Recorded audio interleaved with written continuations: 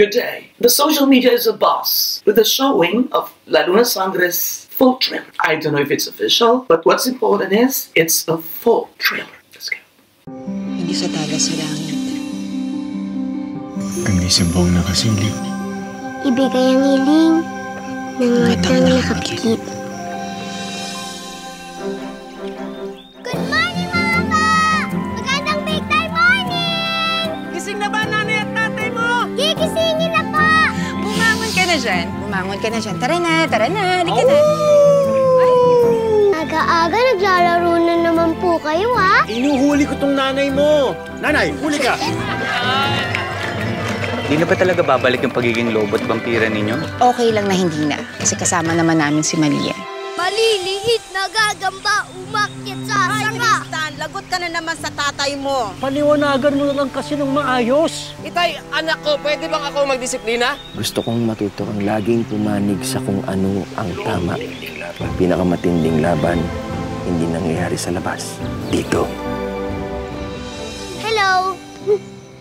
Hi! Ano yun? Ito na yun! Ito na yung pangitain ni Seer! Ito na yun! Sa gabi na nagturog ang buwan, ang anak ng pinakamakapangyarihang vampira at itinakdang lobo ang lulubig sa kasamaan ng vampira. May tatak ng sumpang tindahan. Ako ang tinutukoy niya. Kailangan mapatay ko ang batang yun. Hindi pwede hanggang sa ulit talunan pa rin ako. Bakit may sumugod na vampira dito sa amin? Anong nangyari sa kasunduan? Natakbo na! Tumabo ka na! Kailangan ng protektahan ng konseho si Malia. Tumakas na lang tayo, Lia. Para sa anak natin. Para sa anak natin. Walang gagalaw sa bata. Ako ang papatay sa kanya. Lagi mong tatandaan na espesyal ka. Lagi. Mga kasama, ang bagong itinakda.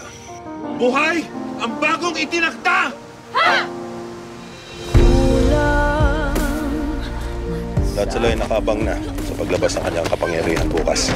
Pero handa na ba siya? Pwede ba, Jay? Huwag mo na ipagtambilan ng panayan. Di ba totoo naman, talo ka?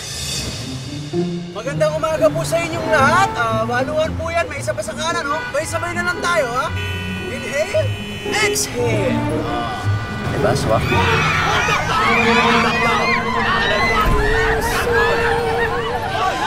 Ang hirap sa'yo, puro ka pagpapakabayani. Lahat gusto mong ipagtanggol.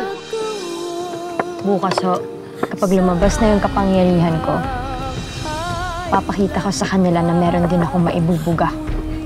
Papatunayan ko sa kanila na kaya ko labanan si Supremo.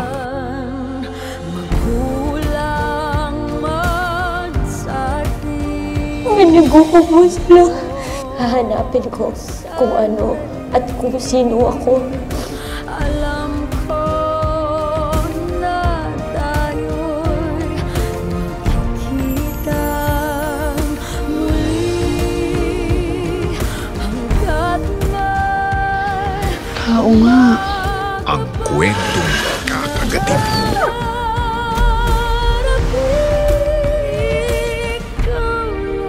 La Luna Sangre.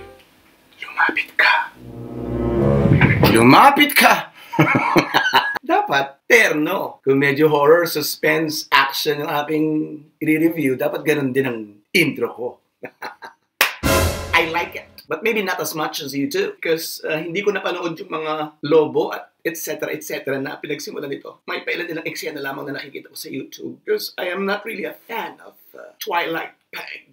And kaya pati ako lumalayo sa mga ganitong mga eksema is because I'm afraid to see na naman yung mga effects na karimari-marim ng teknolohiyang Pinoy. Pero palagi ko naman nagpo-progress because kilala sa buong daigdig ang mga editors and computer effects men na Pinoy. But so far, so good. Hindi ako masyadong naasar, kumbaga, sa ilang mga naglalakihang mga wolves sa eksena. Parang true.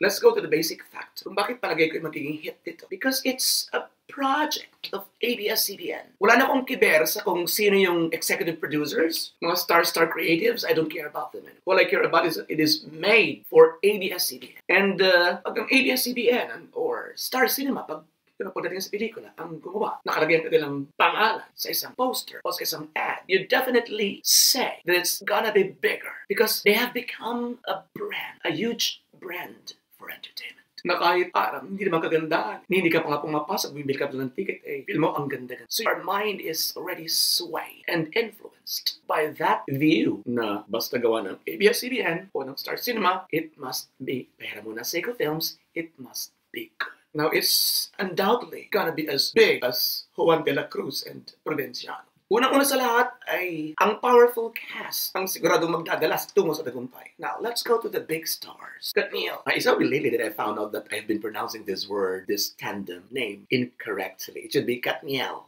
Pero parang alangan. Katniel. So I would prefer Katniel. It sounds nice to the ears. Maybe to my ears only. I think they're still strong as a team. And sila isang pinakamalaking bagay sunod sa brand name ng ABS-CBN na magdadala ng lalo na sangre. I hate the title. Basta ayoko lang, ewan ko. Kung gusto mo, go. La Luna would have been better. Hayaan nyo na ako. Hindi man ako pakikinggan ng ABS-CBN kung gusto kong ipabago. Kaya hayaan nyo ng ayoko. Kung gusto mo, gustuin mo. Basta friends pa rin tayo. Ganun talaga. Kanya-kanya tayo ng trip. And then, nagbalik si Romix Sarmenta. Marami pa rin fans si Romix Sarmenta. The usual mga bata peg. Hindi na wala ng bata ang mga top rating shows ng ABS-CBN. Mula noon pa hanggang sa Juan de la Cruz, hanggang sa mga My Dear Heart na ito. Magagaling ang supporting cast. Bongga ang lead stars. Talking about lead stars, sino ba talaga ang magli-lead dito? Sa middle ba ng palabas na ito ay magpapahinga na si John Lloyd Cruz at si Angel Locsin? O simula hanggang katapusan ay papasok pa rin sila in between Daniel Padilla and Catherine Bernardo's scenes. Yun ang hindi natin masyadong alam. Kasi kung pantay hanggang sa simula hanggang sa katapusan ay nandun sila, hindi natin pwede sabihin na ang 100% ang cut nilang nagdala. So mas maganda siguro magpahinga na lang sila sa middle para talagang credited ito sa tandem ni Catherine Bernardo at Daniel Padilla. I didn't like that idea of making John Lloyd Cruz and Angel Locsin the parents of Catherine Bernardo. And that's what it shows. Si Catherine Bernardo, anak nila. Makaka-apekto to sa inaasahan because the possibility of having Catherine Bernardo be teamed up with John Lloyd Cruz is now beyond possibility. Or kung posible mang gawin dito, ay hindi ito makaka-attract ng ganong kalaking atensyon. You cannot make a romantic comedy anymore featuring the two of them. Dahil wala na yung, magleles na yung kiliti at kilig at spark na nililikhaan ng mga actors na pwede pa sa isa't isa. Lalo pa kung magiging malaking hit ito, magmamarka sa isip at puso ng mga fans na John Lloyd Cruz ay tatay ni Catherine Bernardo. No. So sana, inuman na lang na continuation pa rin ng kanilang mga nauna, ina John Lloyd Cruz at Angel Locsin, pinagsama-sama na lang silang apat na iba yung storya. Hindi anak si Catherine Bernardo yet. That's for me. Because I wish na someday magkapareha sila sa isang romantic comedy at hindi nyo ako masisisi. Alam ko maraming may gusto niyan. And one thing more, yung kakaibang gilas na ipinapakita ni Catherine Bernardo na nangangarangarate, it is something fresh. Hindi siya nagkakarakarate na komedya, kundi nagkakarakarate siya ng naaayon o totoo sa kanyang character. And the usual funny man inside Danielle is still there. So yung eksena sa jeep, na feeling mo yung nakikita ni Danielle si Catherine, pangit na babae sa jeep. Di ba slow mo si Catherine? Feeling mo may spark na mangyayari na tipo kung nasa mind ni Danielle ay pangit na babae, pero bakit ka nun? Parang umiibig ako. Di ba? Pero comedy pala yung peg. Tao nga pala. So there was no romantic emotion there. At yun ang medyo nakakadaw daw kasi kung mga ibang melodramatic movies and TV shows, gagawin na agad na ganun. Isang gwapong lalaki for the first time, first sight pa lang ay nakaramdam na ng pag-ibig sa isang babaeng pangit na at umiwas sila sa ganung punto. And I liked it. So for me, I liked the full trailer. Completos Ricados. I think it's gonna be a huge hit sa national TV ratings. And the only nega is that I don't agree with John Lloyd Cruz and Angel Locsin to play parents of Catherine Bernardo for some personal reasons. Thank you very much for watching. This is your friend Robato saying arigato gozaimasu and thanks for viewing. Kahit magkakaiba tayo ng opinion, ang mahalaga, pareho nating mahal ang industriya ng pelikula at telebisyon sa Pilipinas. More power to all of us.